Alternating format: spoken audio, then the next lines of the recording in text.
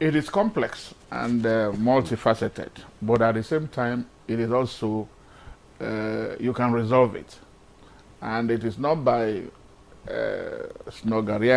slogans or campaigns, because, like you said, the young man in Senegal, he will now come to the brass task of governance. The jury will be out on that, but here he mentioned impunity. That's just one of them. The other one is greed of these actors. Yes. And then selfishness, corruption, and wicked. They have added ruthlessness and wickedness to it. Because I cannot imagine in a place where you have given resources to manage for people. Even some politicians, they are given awarded contract to tar roads to their villages. They will not tar the thing, and then they think they are making money. Corruption is everywhere. But do you know the difference between many of those corruptions? In Europe, they go, like in my place, when you get to the farm and you find the barn where the yams are there, you can take one or two and then go and, if you're hungry or whatever, but you are not greedy. So that the owner may not even notice that something is missing. That's Europe. In Asia, they will take that whatever it is that in the name of corruption or ill-gotten, but they use it to set up factories to employ people. So that while some people are praying for you, others are praying against you. So it's a case of reconciliation. I think that is what happens. God will judge us from the good we have done and the other side. So the money they steal is there. They plunge it back into the system. But in Africa, unfortunately, what we do is that we do not even take a few tubers. We get a trailer to come and remove the entire ban. And that way, because look at what the billions that people are talking. In those days, you talked about an accountant general that took 109 or more billion. I mean, because you talk about this, these are money that can transform a whole village that somebody decided to put. Where we also have ministers in those days. If we thought that under President Buhari's period that it was, bad, even now, some ministers are taking money putting into private accounts. Some are saying that it was by mistake. Private account is taking government. And at times you talk about youths. If care is not taken, the youths are going to be worse than those who they are blaming today. Because some of them did not see Nigeria that worked. Some of them do not know that there was a Nigeria where if you are graduating from school, organizations are already going there to recruit you.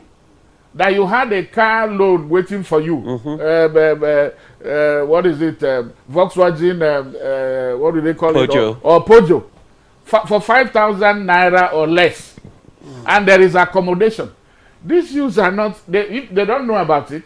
So for them, what they have seen is daddy coming home with maybe a trunk load of cash, money. Ghana must go. And then, so when you keep it in your bedroom, the boy or girl will go and be picking from there, and then using it to influence, to terrorize his colleagues in school or other places. So it is systemic. It has gotten to the point where you now have to. This change of mindset should begin from home. It is not because everybody has. There is a collapse of the family system. The Boko Haram. All these people, criminals, are they not human? Are they not from families? Their parents are probably not there to take care of them, so the children cannot know. They don't tell what is right from what is wrong. So I'm bringing this to this level because it is that now impacts society, and then will now inform. But in the past, sorry to cut in. In yes. the past, in communities like that, when you see somebody bringing in things, the other community members will question, where did you get this thing from? You were poor yesterday. How come all of a sudden you just transformed you know, like that, and you become, you know, a rich man, there will be question raised. So how do we begin to encourage citizen participation in checks and balances in governance? Okay. So that is like we had in the yes, past. It's possible. What has happened is the value system has is no longer there. Okay. We were told that a good name is better than riches. Is that not what we were taught? Yeah. Now, if you steal that money, they are giving you, both in church and in the mosque, you have to sit in front so that you are seen and all that. So it has collapsed. That dysfunctionality has impacted you know, society, and then the kind of governance that we have, and a lot of things are now being, you know, taken for granted. So we need to go back to the drawing board. I looked at when there's a Minister of Information. There used to be a national orientation. Yes. I mean, you ask, well, maybe they will complain that they don't have money, but there is need for us to begin to go back to those areas so that we can marry those traditional practices with the modern. I know, and what is it? Society is dynamic.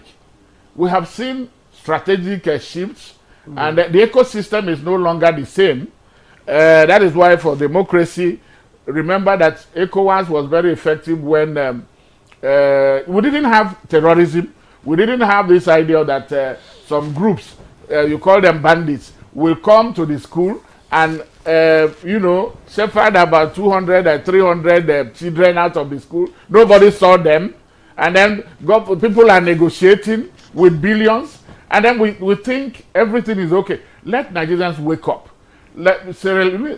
Senegalese didn't sleep when Macky Sall, if they had allowed Macky Sall, he will get away with what he has done. Let people hold the people, whether they elected them or the people who selected themselves, let them hold them accountable. Power belongs to the people. They can take it back and then throw these people.